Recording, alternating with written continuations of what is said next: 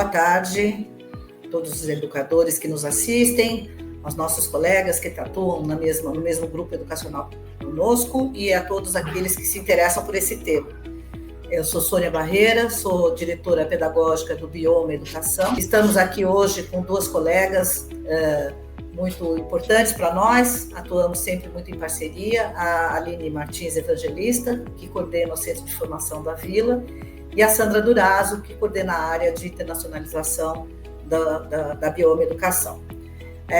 Como vocês sabem, o Centro de Formação, há muitos anos, ele promove uma viagem internacional por ano, sempre com a intenção de promover uma atualização ou uma inspiração nova para os nossos educadores. Então, nós já estivemos em diferentes lugares do mundo e esse ano foi um ano bastante relevante para nós, porque nós estivemos em Portugal para tratar do tema da educação inclusiva. E foi bastante importante, não só por tudo que aconteceu na viagem, mas porque também este ano foi um ano em que nós nos dedicamos a aprofundar os nossos conhecimentos sobre essa questão tão relevante nos dias de hoje, e que tem trazido uma realidade diferente para as escolas e bastante inquietação e desafios profissionais. No Bioma Educação, nós realizamos um vasto mapeamento para entender como estavam todas as nossas escolas em relação à educação inclusiva. Olhamos quantos alunos temos com estas questões, quais são as questões ou deficiências que eles apresentam, e tivemos um panorama bastante representativo do que é a demanda por este tema nas nossas escolas, e acredito que em outras escolas também. Também foi um ano relevante para a formação dos nossos educadores. Nós realizamos uma trilha voltada para essa temática com os nossos especialistas, coordenada pela Marília Costa Dias, que tem nos ajudado muito a entender todo esse desafio que nós estamos vivendo, e atendemos cerca de 80 educadores nessa trilha. Então, foi nesse contexto de inquietação, mas também de aprofundamento, que nós fizemos a nossa viagem para Portugal, para Lisboa, em parceria com o Instituto Vindas, que é coordenado pela Luzia Rodrigues, e fomos recebidas também pelo Davi Rodrigues, que é um grande especialista nesse tema, um educador de bastante relevância para todos que se relacionam com essa questão.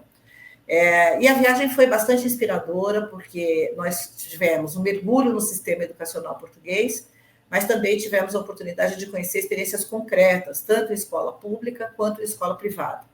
Visitar escolas que não são as nossas, sair da nossa rotina, é sempre bastante relevante, desde que o participante esteja aberto o suficiente para estabelecer um diálogo entre a prática dele, a realidade dele e aquilo que ele observa. É importante destacar que não são só as experiências de sucesso que nos inspiram. Eventualmente, as experiências de dificuldade, de desafios, também nos trazem a possibilidade de dialogar com a experiência e ressignificar a nossa prática. Então, foi assim, para todos nós que estivemos lá, um presente, né, ter esse tempo fora das nossas rotinas e poder mergulhar em temática tão complexa. Aí eu queria entender aí com a Aline, com a Sandra, como elas viram essa viagem, o que elas destacariam. Você começa, Aline? Olá, é um prazer estar aqui para comentar essa experiência tão relevante, tão interessante que foi a viagem a Portugal, com a finalidade de pensar, refletir, ampliar as nossas referências sobre educação e inclusão.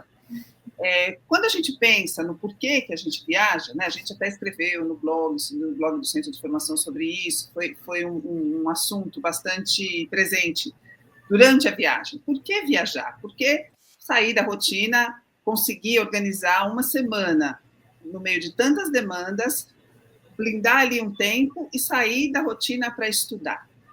Uma série de motivos podem ser elencados quando a gente pensa sobre isso, e eu vou me ater agora a um deles, que é a possibilidade de distanciar um pouco dos inúmeros afazeres que a vida na escola nos coloca. e a gente está sempre tão ocupado e com tanta coisa para resolver, tanta coisa tão importante para resolver, faltam esses momentos, muitas vezes a gente sente falta de um momento de pausa para organizar o conhecimento que a gente tem e as necessidades formativas que a gente identifica na nossa própria vida, na nossa própria prática. E, então, eu queria comentar dessa linha, dessa oportunidade de fazer uma pausa e de pensar, bom, o que eu quero aprender aqui, atrás de que eu estou, quais são os conhecimentos que eu estou buscando. Uma experiência que foi bastante impactante para mim foi chegar a uma escola que a gente visitou e na apresentação que os diretores, coordenadores que nos receberam fizeram, uma das primeiras telas ali do PowerPoint da apresentação que eles fizeram trazia ali uma citação que foi muito inspiradora. E é uma citação do Exupéry, que diz: se queres construir um barco, não comeces por buscar madeiras, cortar tábuas ou distribuir o trabalho. Cria primeiro, em homens e mulheres, o desejo do mar livre e amplo. Essa citação me fez pensar no seguinte, que eu estava ali diante de uma oportunidade de me distanciar um pouco e pensar na inclusão de uma forma mais ampla, e o que eu achei mais amplo possível ali naquele contexto foi olhar para a dimensão política, para o histórico de conquistas do campo político que se relacionavam com a ideia de inclusão. Essa experiência combinou com uma outra situação que aconteceu na Universidade Lusófona, onde nós passamos um dia inteiro com uma série de conferências, em que o professor Antônio Teodoro, que é diretor do Instituto de Educação e coordenador científico de investigação interdisciplinar, apresentou ali o trabalho dele, nos deu as boas-vindas, elogiou, né, o fato de a gente se mobilizar tanta gente, tantos recursos para olhar para a questão da inclusão, e ele disse, em determinado momento, que a primeira linha de combate na educação é a garantia, do ponto de vista dele, é a garantia da justiça social e da justiça cognitiva. Então, aí eu tive mais um elemento para pensar na importância de olhar para esse cenário mais amplo, de olhar para o âmbito político e jurídico com o qual a gente se relaciona o tempo todo quando a gente trabalha. Ainda que boa parte do nosso tempo seja ali no miúdo, no planejamento, na lição, na correção, no ajuste. São tantos afazeres, mas quando a gente olha para o todo, a gente vê que a gente está dialogando com um âmbito político e jurídico bastante consolidado que nos levou ali, durante as conferências, os professores que nos receberam e que estiveram conosco, nos fizeram olhar desde a Declaração Universal dos Direitos Humanos, a Declaração de Salamanca, uma série de documentos que iam apontando esse caminho. Então, quando a gente olha, por exemplo, para a Declaração Universal dos Direitos Humanos, a gente vai olhar para cada um dos direitos e vai ver que eles começam com sujeitos universais, todos os homens e todas as mulheres, todas as pessoas, ou ninguém, né? Todos têm o direito a, ou ninguém pode ser privado de. Essa universalidade na própria sintaxe chama atenção, já nos dá uma pista ali de que estamos, né, voltando para um contexto pós-guerra, tão distante, mas que já apontava para algo que a gente está lutando para construir hoje. E aí a gente foi fazendo um percurso de olhar para esses documentos, e à medida que esse percurso foi acontecendo, eu fui pensando sobre alguns apontamentos que a gente poderia fazer, tendo em vista essa dimensão política e jurídica, para revisar, para pensar no projeto político-pedagógico de cada uma das escolas. E então, ali, eu escrevi um artigo sobre isso, ele integra, né, a publicação que foi organizada em torno dessa viagem, e ali eu compartilho algumas perguntas que parecem interessantes a gente ter presente quando a gente olha para o projeto político-pedagógico, para pensar se as nossas ações, se o projeto está comunicando claramente essa dimensão política do nosso trabalho. E se a gente consegue fomentar no professor esse olhar para a sua responsabilidade política, esse fazer, incluir ou pensar ou trabalhar para que a escola seja uma escola inclusiva, é um ato político. E quando a gente faz isso, a gente dialoga com todas essas décadas de conquistas dos organismos internacionais, dos governos, da sociedade civil, dos juristas, enfim. Então, é importante a gente entender que a gente faz parte desse coro de vozes, né? Então, criar ambientes inclusivos nos coloca nesse coro com todos esses documentos. E aí, falando sobre ambientes inclusivos, eu queria saber da Sônia o que ela pensou sobre essa ideia de ambientes inclusivos. Eu acho que me chamou a atenção eles usarem esse termo, exatamente porque ele remete a essa dimensão mais ampla da inclusão e dessa ideia de que do direito à educação, né? No nosso país, quem tem sido privado desse direito? As pessoas que estão em comunidades muito pobres, as pessoas que estão em comunidades isoladas e as pessoas que são diferentes. Elas vêm sendo privadas desse direito. Então, se a nossa escola não é seletiva, ela é inclusiva. E como a escola inclusiva, ela tem que ter essa noção mais ampla da inclusão. E essa ideia de ambiente inclusivo, eu fiquei pensando nisso, deixa eu ver se eu não complico muito, mas eu vou fazer uma comparação. Eu fiquei pensando nesse termo, porque ele me remeteu à ideia de ambiente alfabetizador, que entrou na nossa área a partir dos estudos da psicogênese da língua escrita, feitos pela Emília Ferreira e sua equipe, na década de 80. Então, ela dizia o quê? Que um ambiente alfabetizador é aquele espaço, aquele lugar onde acontecem muitas ações que são ações próprias dos usuários da língua escrita, da cultura escrita. Então, você trazer para a escola e você fazer a escola ter um ambiente alfabetizador nada mais é do que você coletar essas práticas do leitor e do escritor e torná-las mais visíveis dentro da escola desde sempre. Não esperar a criança aprender a ler e escrever para inseri-la num ambiente onde se lê e se escreve. E essa ideia foi muito potente e as escolas de educação infantil começaram a favorecer o processo de alfabetização das crianças de uma forma menos mecânica, porque elas conseguiram fazer essa leitura do que caracteriza um ambiente alfabetizador e trazer para dentro da escola essas práticas. Agora, ambiente inclusivo já é uma coisa mais difícil, embora a gente viu ambientes inclusivos quando nós estivemos em Portugal, mas ela seria, vamos dizer, facilitada se a nossa sociedade fosse inclusiva, se a gente olhasse as práticas sociais inclusivas e trouxesse para dentro da escola.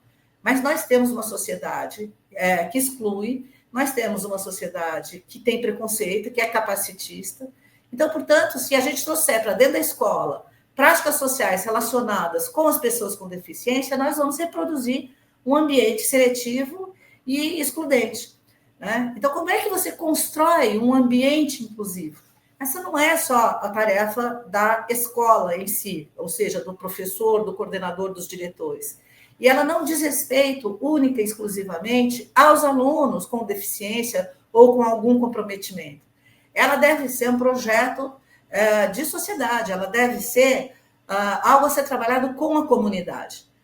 De nada adianta você ter alunos que têm necessidades específicas dentro da sua escola, dentro de uma comunidade que vê isso como um problema, que não vê benefícios para os alunos típicos, para os alunos que não têm nenhum tipo de questão, não vê benefício para eles de conviverem com meninos e meninas que têm alguma necessidade especial, alguma questão que requer algum tipo de cuidado diferenciado, que no final das contas somos todos, né? Então, o primeiro impacto para mim foi pensar, poxa, para que a gente possa construir um ambiente inclusivo, nós precisamos construir uma cultura inclusiva, nós precisamos envolver as famílias, nós precisamos envolver os professores, nós precisamos tirar dos professores o peso, a dificuldade ou o desafio que é ter uma classe heterogênea com alunos que requerem atenção tão diferenciada. Essa é a finalidade da escola, responder ao direito que todas essas pessoas têm à educação. Então, eu achei um termo potente, eu acho que a gente deveria trabalhar com esse conceito bastante, né, e fazer dele uma bandeira, né, como é que a gente constrói um ambiente inclusivo nas nossas escolas. Não sei, será que vocês viram alguma cena, alguma coisa que possa caracterizar um pouco essa cultura inclusiva? Sim, eu tenho uma cena que eu queria comentar, mas tem também um exemplo que eu acho que é muito interessante, que lembrei disso agora. Quando a gente se organizou como instituição, pensando no campo das práticas de linguagem e na ideia de preservar, na didática das práticas de linguagem, né? A ideia de preservar, tanto quanto possível, na escola, as práticas de linguagem tal como elas acontecem fora da escola. Romper com aquela ideia de escolarização, né, de escrever a redação Minhas Férias. Quer falar sobre as férias? Você vai escrever uma carta, você vai fazer um blog de viagem, mas ninguém, na vida real, escreve Minhas Férias para um leitor que não existe. Né, quando essas ideias começaram a chegar, e a gente trabalhou muito em cima disso, para revisar o ambiente, para revisar o currículo, as propostas e tal, num determinado momento, a gente quis propor um debate. Vocês devem lembrar disso. Então, vamos lá, vamos fazer tal qual eles existem na sociedade. E a gente começou a olhar para os modelos e a falar, não, a gente tem que fazer melhor. Porque se a gente for organizar a nossa sala de aula, os nossos alunos, para eles debaterem com essas referências que a gente tem do debate político, isso eu estou falando do começo dos anos 2000, tá? Os debates nem eram tão ruins como eles são agora, mas já eram bem ruins, bem pouco argumentativos, que valorizavam muito pouco o interesse pela ideia do outro, o refinamento do argumento, era já um terreno que a gente não queria. Então, a gente falou, bom, tá, então, dentro deste campo aqui, a gente não vai tentar preservar as práticas tal como elas acontecem fora da escola, a gente vai fazer melhor. Eu acho que vai um pouco nessa linha do que você está falando agora. Muito bem lembrado, porque, inclusive, algumas escolas faziam debate sobre a pena de morte. E eu me lembro que quando a gente recebeu aqui o Bernard, que eu não sei falar o sobrenome, mas é Shaolin, se não me engano, Schnulli, e ele disse, não, pena de morte não, isso não deve estar em debate dentro de uma escola, né? Em princípio, não se deve deixar uma criança argumentar a favor da pena de morte. E aí a gente também, então, não só na forma, mas também no conteúdo, foi revisitando o que seria uma boa prática argumentativa, do confronto de ideias, mas não usando, de fato, o modelo social. Por outro lado, a gente viu cenas assim que mostram um ambiente inclusivo e que são cenas singelas, muito simples. Mas quando a gente olha com as lentes todas bem afiadas, a gente vai percebendo quanta coisa está acontecendo lá, né? Um exemplo que eu vou citar foi numa escola que a gente visitou e visitamos vários ambientes da escola, e uma hora a gente foi para um bloco ali de salas de aula e entramos numa sala, cerca de 20, 23, 24 pessoas. E os alunos estavam trabalhando em grupos, cada grupo tinha um computador, e eles tinham ali uma produção para fazer, estava tudo bem. Todo mundo trabalhando, e a gente olhou e, bom, onde está a professora? Não achamos a professora. Aí eles falaram, ela saiu um pouco. Aí daqui a pouco a professora chegou e viu lá 20 visitantes na sala, explicou o que os alunos estavam fazendo, e ela disse, eu precisei sair por uns minutos, porque eu fui levar um aluno que é cadeirante para fazer uma atividade num outro espaço. Não dá nada de muito especial nessa cena, ou muita coisa de muito especial, dependendo de como a gente olhar. Primeiro, né, quando eu fui analisando ali a situação, a professora precisou sair por uns momentos, 2, 3 minutos, para levar um aluno. Os que ficaram não estavam abandonados na floresta, eles estavam num corredor cheio de salas de aula com adultos por toda parte. Mas dentro daquela sala, eles ficaram lá os 3, 4 minutos, sem adulto. E nada mudou, eles continuaram na tarefa, né? Então, não precisa o adulto o tempo todo tutorando ali cada segundo do trabalho deles. Segundo, havia um estudante que estava ali fazendo alguma coisa com eles, e alguém, indo num determinado momento, esse estudante foi para outro espaço para fazer alguma coisa muito adaptada às suas necessidades. Terceiro, a professora comunica a confiança no grupo a hora que ela fala, eu preciso sair um pouco, o trabalho está aqui, vocês sabem o que é para fazer, daqui a pouco eu volto. O grupo recebe aquela confiança e dá conta dela, né? Sem precisar de tanta supervisão e tal. E também a gente percebe que, por alguns minutos, aquelas crianças não só... Existe uma prioridade, e a professora está atendendo aquela prioridade de levar o estudante. E aí eu fiquei pensando, né, em quantas... Se a gente for olhar para o nosso contexto, e eu falo isso muito como mãe também, que a experiência de não ser a prioridade nem sempre é muito frequente dentro de casa, dependendo de como é a casa. Não estou excluindo a minha casa, tá? Desse universo. Então, se não é na escola que as crianças vão viver isso, elas vão viver isso onde? Né? Então, aí também é uma cena tão simples, mas que chama atenção para tantas dimensões do que é o ambiente inclusivo, e acho que em todas elas, em todas essas dimensões, uma palavra se destaca, que é a relação de confiança. Confiança da professora no aluno, dos alunos uns nos outros para continuarem trabalhando, nas famílias que colocam seus filhos naquela escola e confiam que vai dar tudo certo, ainda que de vez em quando seus próprios filhos não vão ser prioridade, as prioridades vão variar. Enfim, acho que é uma cena interessante. Acho que também uma outra questão que ficou bastante importante para mim, e aí não foi vendo nada, mas foi através dos seminários, que, no mais das vezes, a gente nota que as nossas escolas, elas, de modo geral, as escolas são autorreferenciadas, né? Elas acabam avaliando se elas melhoraram, se elas evoluíram em relação aos anos anteriores. Então, elas tomam a si próprias como parâmetro para essa evolução. A gente tem comentado que talvez um dos ganhos de nós estarmos pertencentes a um grupo de escolas, né, estarmos em rede, é que a gente tem outras referências que não são exclusivamente as nossas próprias. Mas o Davi Rodrigues nos apresentou uma coisa bastante interessante, que foi uma releitura que Portugal fez de um documento da Unesco. Esse documento apresenta parâmetros para analisar o quão inclusivas as escolas são. Então, você ter um parâmetro externo, elaborado por especialistas, te dá um ponto de partida muito importante para você pensar naquilo que é um bom trabalho de construção dessa cultura inclusiva. Tá? Me lembrou, inclusive, um material que a gente teve acesso nos anos anteriores, em Barcelona, que foi produzido por um projeto da Escola Nova lá, e que a gente acabou reproduzindo aqui no nosso grupo, que eram parâmetros de qualidade do projeto pedagógico de um modo geral. Então, eram, sei lá, isso também vai aparecer no meu texto, que vai ser publicado na revista, eram as rúbricas da mudança. Então, rúbricas del cambio, né? Então, eles ofereciam 6 ou 7 ideias importantes, destrinchadas, para você fazer uma autoavaliação da sua escola, em que momento você estaria em relação a cada um desses critérios, desses parâmetros.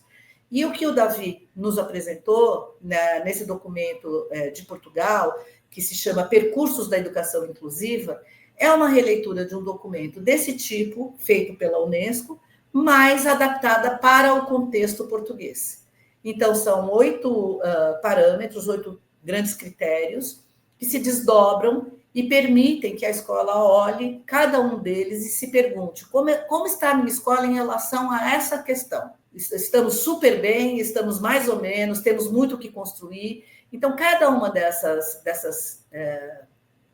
questões, desses critérios, eles trazem alguns indicadores que ajudam muito a gente a fazer essa avaliação, que ela não é autorreferenciada, ela tem uma referência externa, que não serve 100%, precisa ser adaptada, mas serve para construir um processo de avanço, né? Porque a gente não pode só melhorar em relação ao ano anterior, a gente tem que melhorar rumo a algum lugar.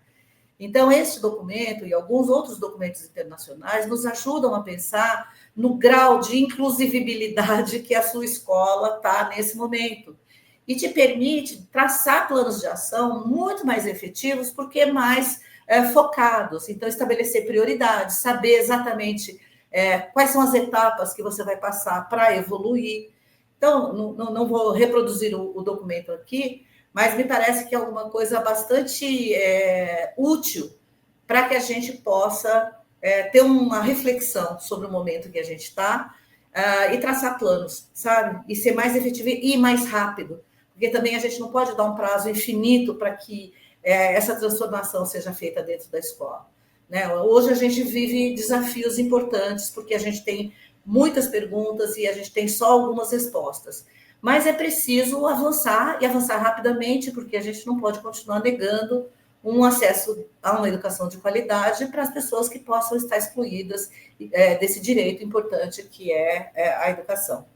Então, é um tema ligado à avaliação, mas é uma avaliação institucional, né? Pode dar margem, possivelmente, para outros temas relacionados à avaliação do próprio professor, né? E também toda a questão relacionada à avaliação do aluno.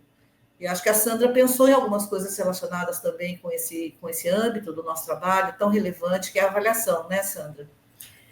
E é interessante isso que você acabou de dizer, da mudança que precisa acontecer. Então, uma das coisas que acho que o que mais chamou a atenção foi a gente visitou escolas, uma que é uma escola privada, uma que é parte de eles chamam de agrupamento, quando é um grupo de escolas públicas, né, que atende ali uma região, que tinham feito este movimento de mudança, entendendo que exatamente isso que você acabou de falar, né, que não dava para ficar ali no mesmo lugar. E o que eu acho que o começo, e depois você começa a ver isso em todos os outros documentos, como vocês duas mencionaram, né, já outros documentos, eu vou já comentar isso, mas só na ordem, né, quer dizer, a coisa que chamou muita atenção foi que esse movimento de mudança, ele começou nas escolas que a gente visitou e também nos documentos que a gente viu compartilhados, né, pelos nossos cicerones, por uma definição do estudante que querem formar. Então, um dos documentos oficiais de Portugal, perfil dos alunos à saída da escolaridade obrigatória. Tá? Então, como é esse cara que a gente quer que saia? Numa das escolas que a gente visitou, eles falaram que eles começaram esse processo de mudança pensando assim, nós temos lá uma aluna, Maria, está com 3 anos agora, entrando na escola. Quem a gente quer que seja a Maria quando ela tiver com 35 anos, ali entrando como mais ativa, né, na sociedade? Então, depois de ter terminado a escolaridade, mais o restante. Então, todas as escolas elas mostraram uma clareza muito grande neste estudante que querem formar, e essa definição ela é da ordem das competências, né? Então, tanto nesse documento do perfil dos alunos, que é um documento oficial de 2017, lá do MEC de Portugal, como também nos das escolas, tem uma definição de que competências desenvolver. A introdução desse documento oficial, ele fala, vou só ler aqui o comecinho, perante os outros e a diversidade do mundo, a mudança e a incerteza, importa criar condições de equilíbrio entre o conhecimento, a compreensão, a criatividade e o sentido crítico. Trata-se de formar pessoas autônomas e responsáveis e cidadãos ativos. Não falamos de um mínimo nem de um ideal, mas do que se pode considerar desejável com necessária flexibilidade. Daí a preocupação de definir um perfil que todos possam partilhar e que incentive e cultive a qualidade. Então, dessa ideia nascem... e aí a gente viu em todas as escolas, em todos esses documentos, esta clareza das competências e depois distribuído ao longo da escolaridade como que elas são desenvolvidas e quais são as rubricas, né, os observáveis, usa-se nomes às vezes diferentes, mas principalmente isso, quais são as rubricas que indicam o alcance, né, o desenvolvimento. E aí é isso, não tem nem mínimo nem ideal, tem o possível para cada um, mas sabendo que a gente quer que todos eles cheguem, né, a uma determinada quantidade de competências desenvolvidas. Uma das escolas que a gente foi, que é um agrupamento de escolas, eles fazem a cada 2 meses, como se fosse um conselho, mas eles, então, observam como está o atingimento, né, dessas metas individuais dos estudantes e as revisam, ou colocando novos desafios, ou eventualmente adaptando algumas das metas. Então, eles são planos individuais ajustados de acordo com o desenvolvimento. Então, isso pareceu muito... é óbvio que não é, né? Mas, assim, muito simples entender como se coloca esse ambiente inclusivo. Inclusive, essa escola, por exemplo, que a gente visitou, teve uma hora que no nosso grupo alguém perguntou para o diretor, mas e se você tem um estudante que está no 8º ano e não lê? Aí ele falou, ou esse estudante tem alguma deficiência importante que o impede de ler, e a gente já sabe disso, desde o 1º ano, quando ele entrou aqui, então ele já não tinha esta meta de ler no 8º, porque a deficiência dele o impede, senão não vai acontecer de chegar um estudante sem ler, se ele tem isso como meta. Numa segurança, né, que foi muito interessante a gente perceber que busca-se e atinge-se estas metas, porque elas são escritas de uma forma muito clara, compartilhada, né, nesses documentos todos. Acho que a última coisa que eu ia falar é isso, ficou muito evidente, pegando até o Domingos Fernandes, que é um educador português que fala bastante sobre avaliação, e ele foi referência em algumas dessas escolas que fizeram essas mudanças. Então, ele fala que avaliar é colher evidências para que tanto alunos quanto educadores compreendam onde a gente quer que o estudante chegue, de onde ele parte e qual é o melhor caminho a percorrer. Então, não é o mesmo ponto de partida, não é o mesmo ponto de chegada e nem o mesmo caminho para todos, mas para todos é preciso saber isso, o ponto de chegada, o ponto de partida e o melhor caminho a percorrer. Então, assim como a Aline e Sônia falaram, fizemos todos nós, né, artigos sobre estes temas, cada um num tema, então esse tema eu acabei discorrendo também no artigo que vai compor essa publicação.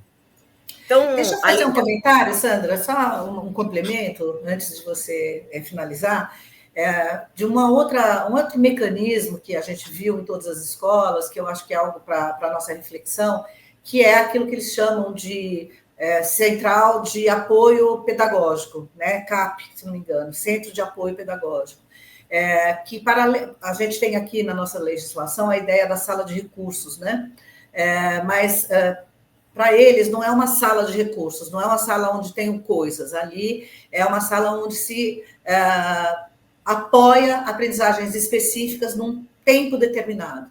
Então, o aluno começa a tem um gap em relação a uma aprendizagem, que ele pode avançar, mas dentro do contexto da sala de aula, aquilo é um pouco mais complicado, ele tem 3 sessões, 4 sessões, um mês, frequentando esse local, onde ele tem um apoio específico para avançar mais rapidamente em relação àquela conquista que está desenhada para ele, e aí e volta para a sala de aula, para que as outras conquistas possam ser contempladas ali. Então, essa me parece uma ideia interessante, que expande a nossa ideia do que seria uma sala de recurso para um lugar, um espaço adequado para que hajam intervenções específicas para que o aluno possa avançar naquilo que é conquista desenhada especificamente para ele. É um adendo em relação ao que você estava falando. Volto para você, Sandra.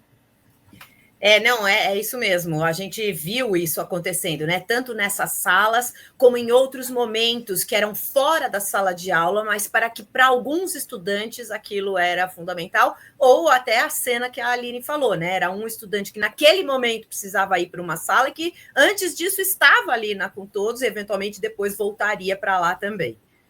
E aí, assim, só acho que para fechar, eu lembro de um comentário que a Aline fez lá durante a viagem, na medida que a gente ia ouvindo as pessoas e pensando e refletindo, ela uma hora falou assim, a nomenclatura escola inclusiva ou parece ou deveria ser um pleonasmo, né, Aline? Você lembra que você falou isso? Eu acho que essa ideia foi se construindo, né, à medida que a gente foi refletindo ali, conhecendo, né? Se a escola, claro que é inclusiva, por que a gente ainda precisa adjetivar assim, né? Se a gente voltar para aquela ideia da universalização, que foi onde a gente começou, né? apontam para isso, né? Que a escola, sendo escola, ela deve ser inclusiva. Eu acho que, para encerrar, a gente podia voltar, talvez porque a viagem tenha sido para Portugal e essa presença do mar é tão, né, tão inevitável, essa metáfora inicial, né? Se você quer construir um barco, não começa procurando a tábua, cortando a madeira. Instala o desejo do mar livre. Eu acho que essas ideias assim de a gente entender nosso compromisso ético, o compromisso político, os nossos valores, vão nos levando para esse desejo de mar livre. Mas a gente vai uma hora precisar das tábuas de cortar madeira, né? Então acho que essa fala da Sandra e da Sônia, como era a sala, qual é o documento, que documento que vai nos ajudar a construir um documento baseado naquele, mas que tenha a nossa cara e o nosso contexto. Aí a gente está trabalhando no nível de cortar madeira, buscar, enfim, construir o barco. E acho que fecha bem essa ideia da viagem, né? De como é tão bom e tão importante a gente conseguir tirar uma semana das nossas vidas para mergulhar num tema, essa ideia da imersão, né? Imersão numa questão importante para nós, num tema de estudo importante para nós, quanta coisa pode sair daí. E a gente vem com uma revista, contribuição com artigos, 16 artigos, contribuição de todo o grupo que teve lá, com muitos olhares muito especiais para essa experiência. Logo, logo vai ser lançada e espero que seja uma contribuição para todo mundo. Bacana. Então, espero que esse nosso bate-papo aqui tenha também inspirado vocês que estão nos ouvindo e tenha despertado em vocês a curiosidade para essa leitura e para o aprofundamento desse tema. Obrigada por nos ouvir.